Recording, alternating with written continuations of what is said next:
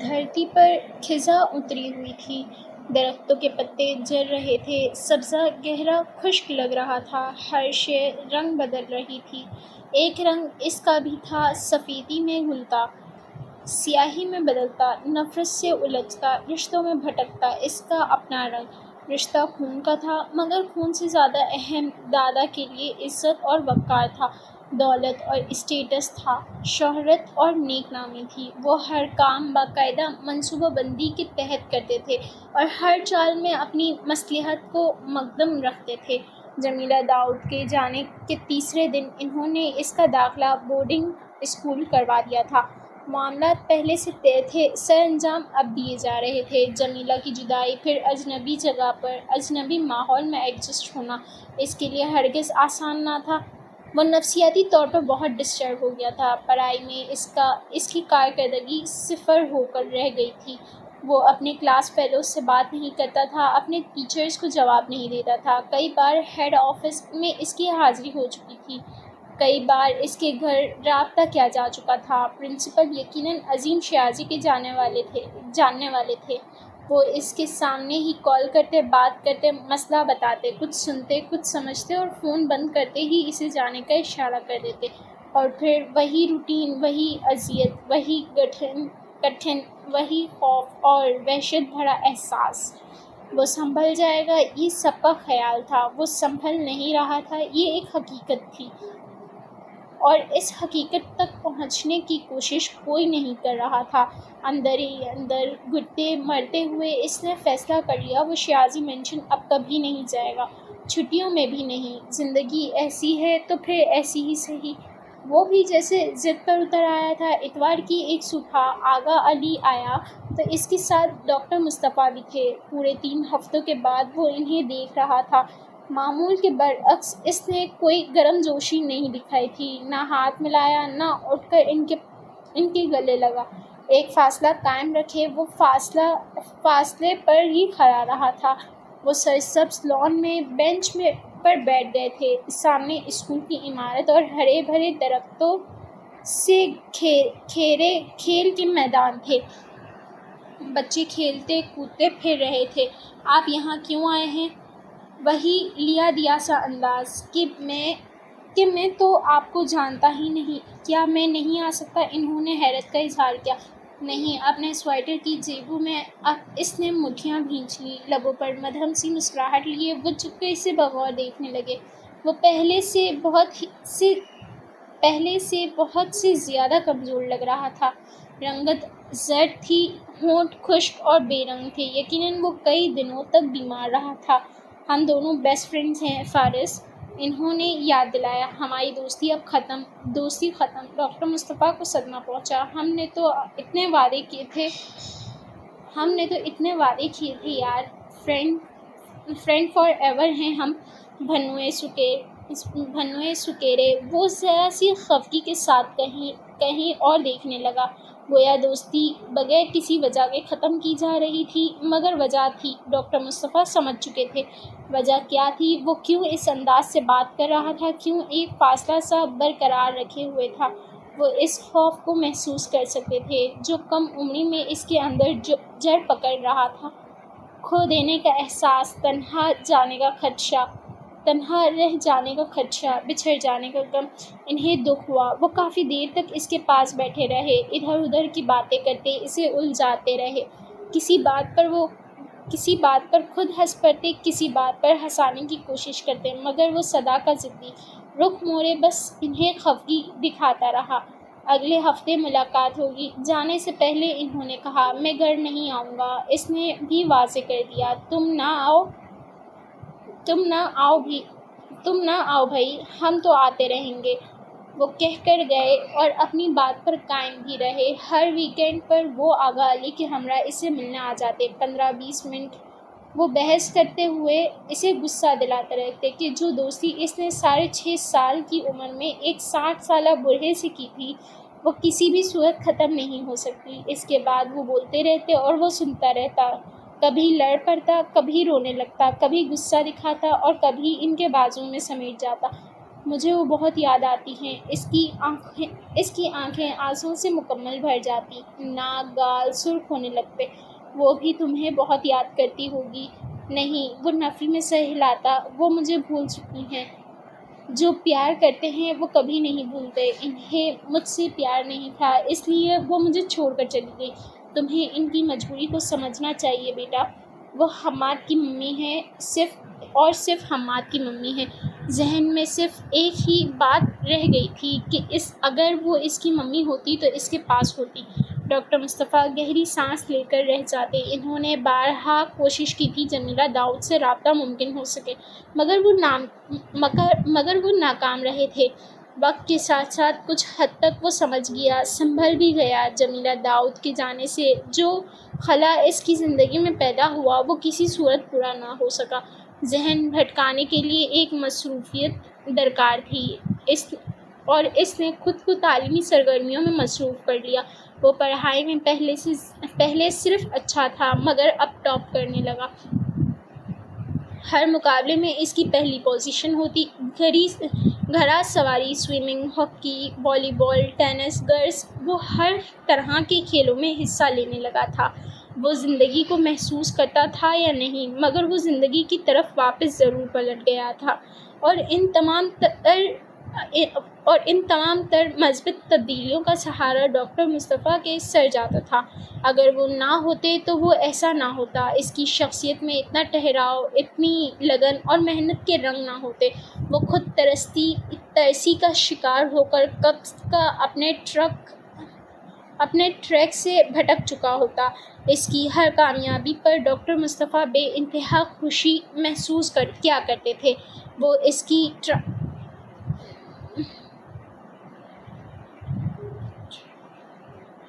اس کی ٹرافیز کو چھو کر دیکھتے،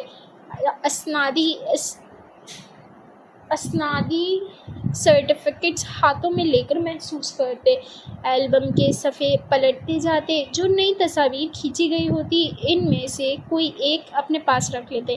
اپنی چھوٹی بڑی ہر بات ان سے شیئر کرنے والا فائز فائزان کبھی بھی انہیں اپنی کامیابیوں سے ملنے والی اذیت سے آگاہی نہیں دے سکا تھا۔ وہ انہیں کبھی نہیں بتا سکا اسے ٹرافیز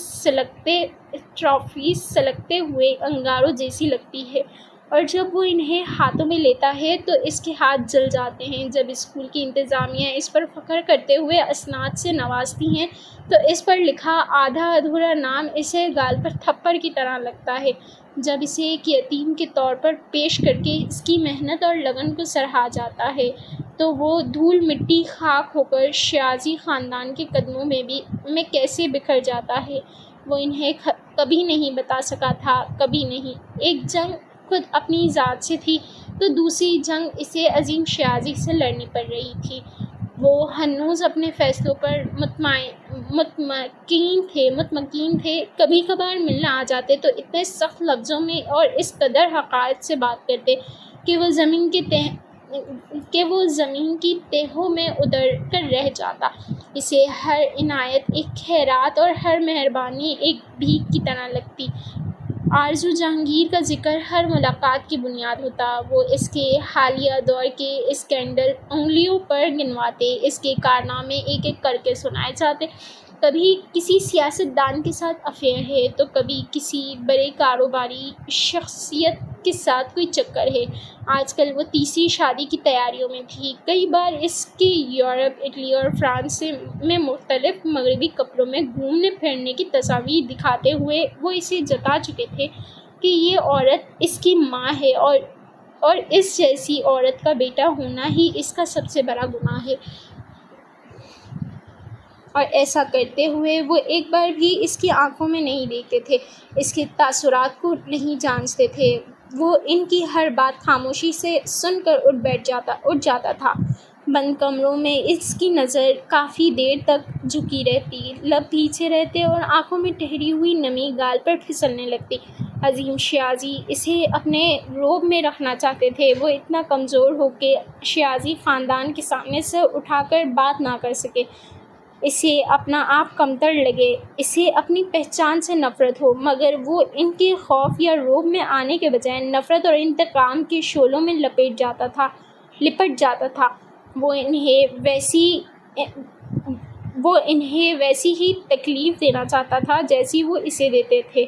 وہ بھی انہیں توڑنا چاہتا تھا، ان کا غرور، ان کا تکبر، ان کا گھمنڈ۔ وہ بھی ان سے رشتے چھیننا چاہتا تھا، ان کو تنہا کرنا چاہتا تھا۔ جس دن تم نے میرے پوتے سے ٹکر لینے کی کوشش کی تو یاد رکھنا وہ دن تمہاری زندگی کا آخری دن ہوگا۔ تاریخ 5 نومبر تھی، اس کی 14ویں سالگرہ کا دن۔ یہ دن اسے کوئی خوشی نہیں دیتا تھا، مگر اس دن عظیم شیرازی کے یہ الفاظ اسے بہت بہت بڑا غم دے گئے تھے۔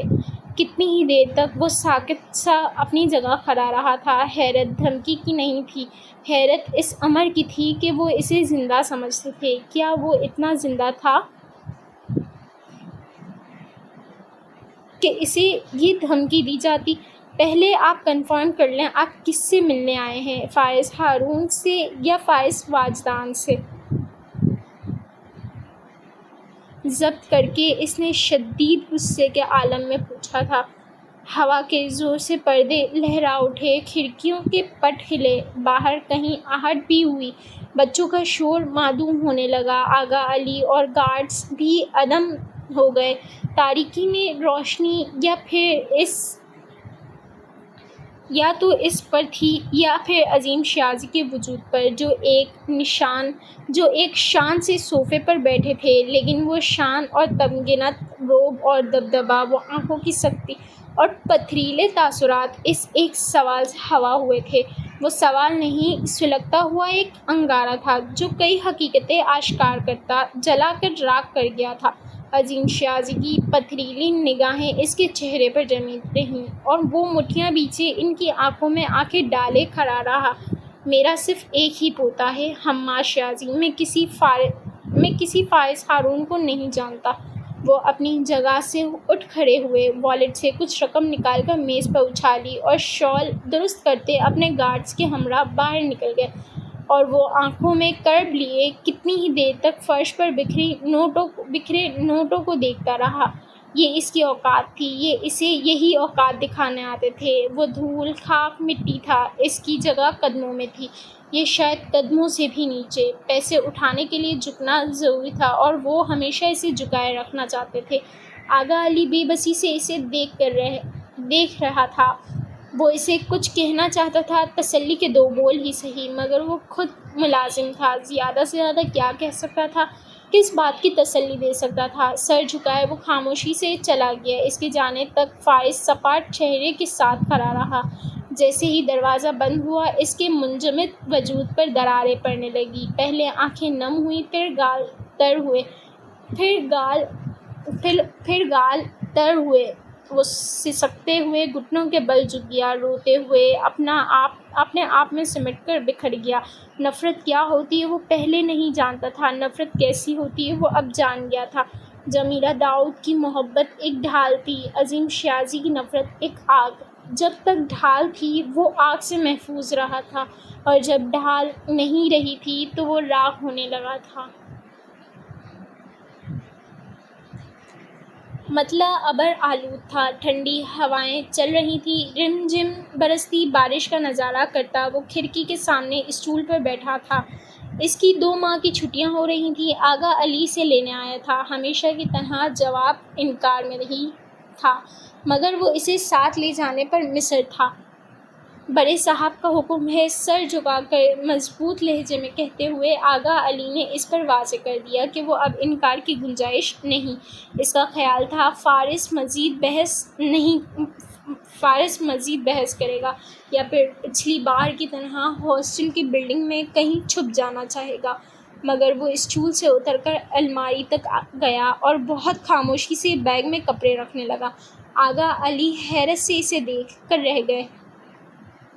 بارش ایک بار پھر شروع ہو چکی تھی۔ سامان پیک کر کے وہ اسی خاموشی کے ساتھ آغا علی کے ہمراہ باہر آ گیا۔ چھتری کے سائے میں وہ سیاہ جیپ کی طرف جا ہی رہا تھا جب سرخ رنگ کی کار سڑک کے اس پار رک گئی تھی۔ گاڑی ڈاکٹر مصطفیٰ کی تھی۔ وہ دروازہ کھول کر باہر نکلے تو آغا علی سے بیگ پیک لے لیا۔ میں ان کے ساتھ جاؤں گا۔ آواز دھیمی تھی مگر لہجہ سخت تھا۔ گہری سانس لے کر آغا علی نے اسباب میں سر ہلایا۔ وہ ڈاکٹر مصطفیٰ کے پاس پہنچا تو وہ اسے تشویش سے دیکھ کر رہ گئے۔ اس کا چہرہ زرد تھا اور آنکھیں بے تحاشا سرخ ہو رہی تھیں، جیسے وہ کئی راتوں کا جاگا ہوا ہو۔ ہاتھ بھی گرم تھے۔ وہ سوال کرتے کرتے رہ گئے۔ اس کی طبیعت ٹھیک نہیں تھی، وہ سمجھ گئے تھے۔ وہ ان کے ساتھ گھر جانا چاہتا تھا، وہ یہ بھی جان گئے تھے۔ چلیں، انہوں نے کہا۔ پیسنجر سیٹ کا دروازہ کھولتے کھولتے وہ رک گیا۔ 2 پونیوں والا سر کسی کتاب پر جھکا ہوا تھا، یکسوئی سے کچھ لکھا جا رہا تھا۔ وہ مڑ کر پچھلی نشست کی طرف چلا گیا، دروازہ کھول کر بیٹھتے ہی دھڑام سے بند کر دیا۔ بیگ پیک قدموں میں رکھ کر نشست پر نیم دراز ہو گیا۔ سیاہ رنگ کی ہوڈی ٹھوڑی تک کھینچ کر اس نے چہرہ بھی پوشیدہ کر لیا۔ ڈاکٹر مصطفیٰ نے ڈرائیونگ سیٹ کا دروازہ کھولا تو وہ 2 پونیوں والی کو خیال آیا کہ بابا اگر یہ ہیں تو پھر پیچھے کون ہے؟ ڈرائنگ بک، پنسل کلرز اور زرد رنگ کی ٹوٹی چھوڑ چھاڑ کر گھٹنوں کے بل نشست کی بیک سائڈ کے ساتھ لگ کر کھڑی ہو گئی۔ کوئی لڑکا دنیا جہاں سے خفا پشت گاہ کی طرف رخ کیے لیٹا ہوا تھا۔ اس کا اسٹف جسے وہ نیا خرید کر لائی تھی، وہ اس کے سر کے نیچے تکیے کے فرائض سر انجام دے رہا تھا۔ تمہیں سردی تو نہیں لگ رہی فارس؟ گاڑی اسٹارٹ ہو چکی تھی۔ مین روڈ پر نکلتے ہوئے ڈاکٹر مصطفیٰ نے پوچھا۔ وہ خاموش پڑا رہا۔ انہوں نے گاڑی روک کر لحاف نکال کر اس پر ڈالا، تب بھی اس کے وجود میں کوئی جنبش نہ ہوئی۔ نشست کے ساتھ لگی وہ کبھی حیرت سے اپنے نانا کو دیکھتی تھی اور کبھی اسے۔ گاڑی اپنے سفر پر گامزن ہوئی تو فارس کو نیند آ گئی، تاہم وہ سوتی جاگتی کیفیت میں تھا۔ کبھی آوازیں اس کے لیے واضح ہو جاتی اور کبھی مہم ہو کر بالکل معدوم۔ یہ کب اٹھے گا بابا؟ بار بار گردن موڑ کر پیچھے دیکھتے رہنے کے بعد 2 پونیوں والی نے تھک کر پوچھا تھا۔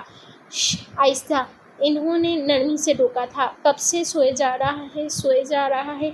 اس کی سرگوشی بھی خاصی بلند تھی۔ ایک بار پھر پوری گردن موڑ کر اس نے اپنے اس زرافہ کو دیکھا جس سے کھیلنے کا اسے موقع نہیں ملا تھا، کیسے بے چارہ اس کے سر کے نیچے پھنسا ہوا تھا۔ ایک لمبی سانس لے کر وہ ڈاکٹر مصطفیٰ کی طرف مڑی۔ کائی اس کے سر کے نیچے ہے بابا۔ کون کائی؟ میرا زرافہ۔ وہ بہت فکر مند نظر آ رہی تھی۔ گڑیا، ابھی ہم گھر پہنچ جائیں گے، بس 2 گھنٹے کا سفر ہے۔ کائی کو سانس نہیں آ رہا ہوگا۔ وہ بڑی اماؤں کی طرح پریشان ہو رہی تھی۔ وہ جانتے تھے جب تک اس کا مسئلہ حل نہیں ہوگا وہ بولتی رہے گی۔ سو مڑ کر وہ پیچھے دیکھا تو کائی کو بچانے کے امکان دور دور تک نظر نہ آئے۔ ذرا سی حرکت فارس کی نیند خراب کر سکتی تھی۔ کائی از آل فائن، آپ بس اپنی ڈرائنگ کریں، شاباش۔ انہوں نے اس کا ذہن بھٹکانا چاہا۔ No, he is not.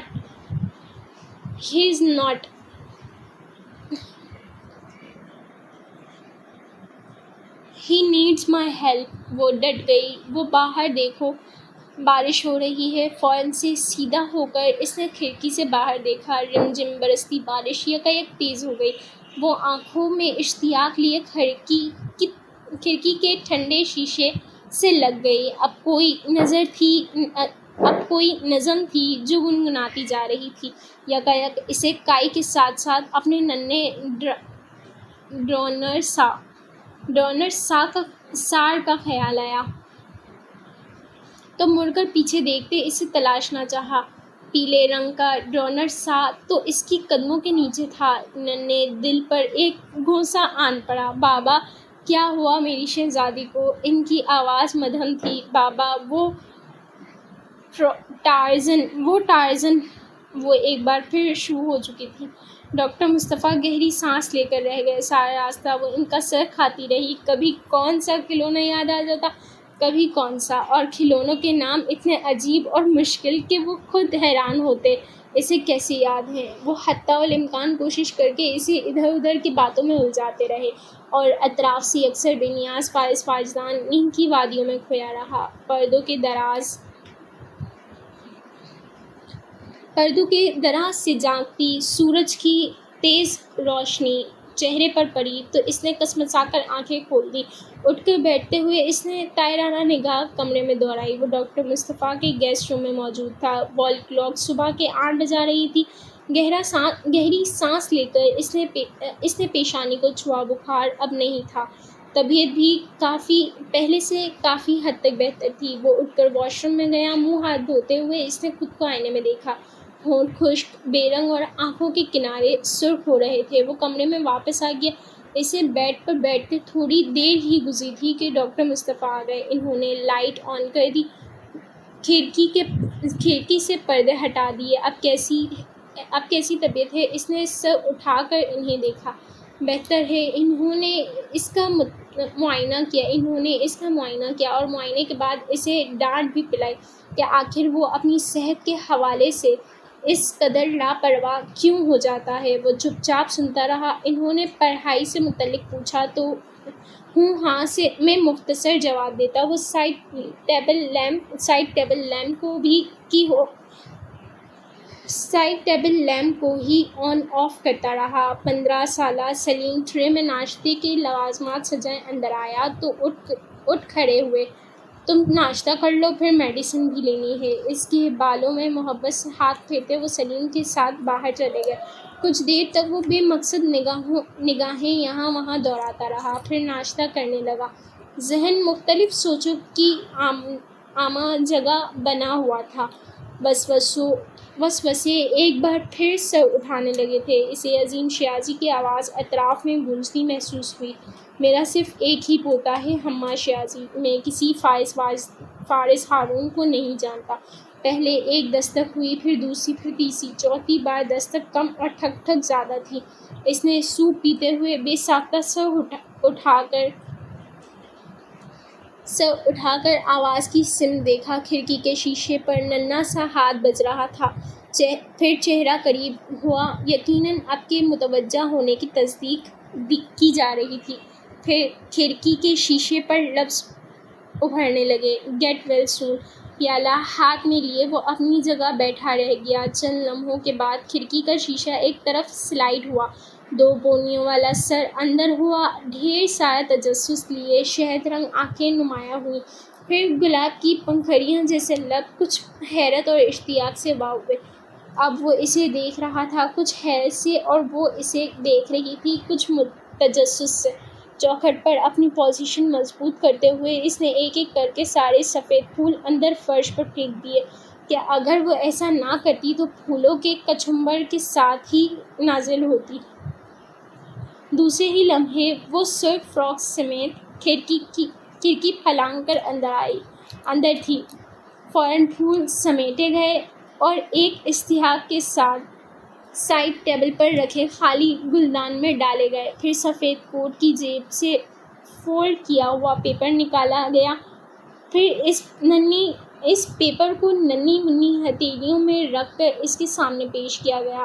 ایک ہاتھ میں چمچ لیے دوسرے ہاتھ میں سوپ کا پیالہ تھامے 14 سالہ فارس اپنی جگہ پتھر کا پتھر۔ اسے ابھی تک یہ رہنما ہونے والی سچویشن سمجھ میں نہیں آئی تھی۔ قدموں کی آہٹ راہداری میں گونجی تو بچی حواس باختہ اپنے گلابی لبوں پر انگلی رکھ کر کرتی بیڈ کے نیچے چھپ گئی۔ میں ابھی کلینک جا رہا ہوں، پھر ملاقات ہوتی ہے۔ ڈاکٹر مصطفیٰ بات کرتے کرتے ٹھٹک کر رک گئے۔ ادھر ادھ کھلی کھڑکی سے ہوتی ہوئی ان کی نگاہ سائڈ ٹیبل تک گئی اور وہ جیسے پوری حقائق سمجھ گئے۔ جناب، وہیں کھڑے کھڑے انہوں نے کچھ خفگی سے آواز دی، اور جنا نامی وہ مخلوق جو بیڈ کے نیچے 2 زانوں بیٹھی تھی جھٹ سے بول پڑی۔ جی بابا۔ دوسرے ہی لمحے اپنی غلطی کا احساس ہوتے ہی اس نے دونوں ہاتھ لبوں پر جما لیے۔ کہاں ہیں آپ؟ یہاں وہاں دیکھتے اب وہ پوچھ رہے تھے۔ کچھ ہی دیر میں وہ باہر تھی۔ میں آپ کے فرینڈ کو گیٹ ویل سون کہنے آئی تھی۔ انداز ایسا تھا جیسے یہ بہت ضروری کام ہو۔ آپ باہر چلیں۔ کھڑکی بند کر کے فائز سے معذرت چاہتے وہ اسے ہاتھ سے پکڑ کر باہر لے گئے۔ فائز کی نظر اس طے کیے ہوئے صفحے پر جا ٹھہری جو فرش پر گرا رہ گیا تھا۔ سوپ کا پیالہ رکھ کر اس نے پیپر اٹھا لیا۔ آسمان، گھر، درخت، دو پرندے اور نیچے لکھا تھا گیٹ ویل سون۔ یہ بچی کون ہے؟ سلیم برتن اٹھانے آیا تو اس نے پوچھا۔ کون؟ جنت؟ وہ ڈاکٹر صاحب کی نواسی ہے جی۔ جنت؟ ذہن کے پردوں پر ایک منظر لہرایا۔ جڑواں بہن بھائی، ایک جنت اور دوسرا شاید حسن یا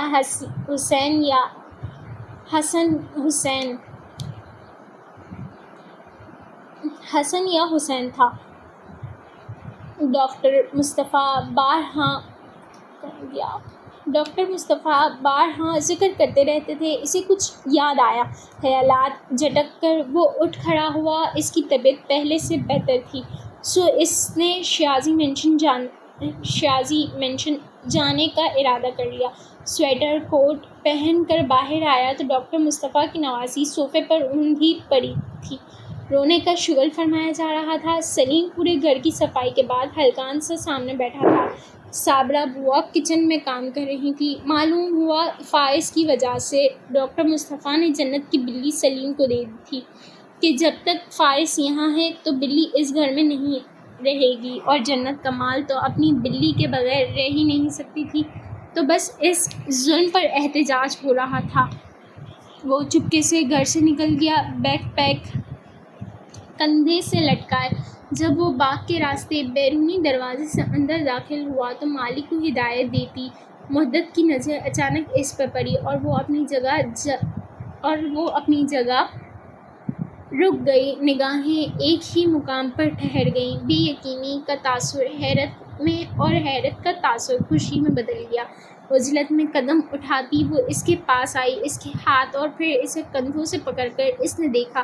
اس کے سامنے 10-11 سال کا چھوٹا سا بچہ نہیں تھا، 14-15 برس کا ایک ہینڈسم سا ٹین ایجر تھا۔ جدید اسٹائل سے تراشے ہوئے بال آج بھی قدرے لمبے تھے، ہلکا سا خم لیے سیدھا پیشانی پر گرتے تھے اور نیک کالر کو چھوتے تھے۔ دھوپ میں بال سنہرے لگ رہے تھے۔ ہیزل آنکھوں میں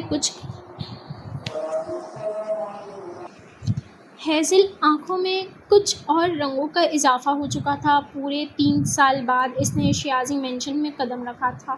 وہ اسے دیکھ کر بہت خوش ہو رہی تھی۔ کیسی ہیں آپ؟ اس نے پوچھا۔ مہدت نم آنکھوں سے مسکرائی۔ میں تو ٹھیک ہوں، مجھے یقین نہیں آ رہا تم آ گئے۔ طبیعت کیسی ہے اب؟ ٹھیک ہے، ہلکا سا بخار تھا بس۔ مدھم سی مسکراہٹ اس کے لبوں پر ابھر کر معدوم ہو گئی۔ وہ اسے ساتھ لیے سرونٹ کوارٹر کی طرف بڑھ گئی۔ اس کا کمرہ ہمیشہ کی طرح صاف ستھرا اور سلیقے سے سیٹ تھا، البتہ فرنیچر اور کمرے کی سیٹنگ کچھ حد تک بدل دی گئی تھی۔ Bed, wardrobe, writing table, computer کے ساتھ آرائشی قیمتی اشیاء سجی تھیں۔ مشرقی دیوار گیر الماری میں اس کا پرانا سامان حتیٰ کہ کھلونے، کتابیں، ڈائریز تک محفوظ تھیں۔ ایک طائرانہ نگاہ اطراف میں دوڑاتے وہ بے تاثر چہرے کے ساتھ بیڈ پر جا بیٹھا۔ مہدت اسے بغور دیکھ رہی تھی اور کچھ فکر مند بھی تھی۔ میں تمہارے لیے کچھ کھانے کا انتظام کرتی ہوں۔ میں ناشتہ کر چکا ہوں، صرف آرام کرنا چاہتا ہوں۔ جوتے اتارے وہ بیڈ پر دراز ہو چکا تھا۔ مہدت نے چند لمحوں تک اسے دیکھا، پھر اثبات میں سر ہلاتی چلی گئی۔ دروازہ بند ہوا تو اس نے آنکھیں کھول دیں۔ کروٹ بدل کر پشت کے بل لیٹے وہ چھت کو دیکھنے لگا۔ اس کمرے کے ساتھ جمیلہ داؤد کی بہت سی یادیں جڑی ہوئی تھیں۔ آنکھوں کے کنارے نم ہوئے تو اس نے لحاف سر تک تان لیا۔ اسے نیند نہیں آ رہی تھی مگر وہ سونا چاہتا تھا اور بہت دیر تک سویا رہنا چاہتا تھا۔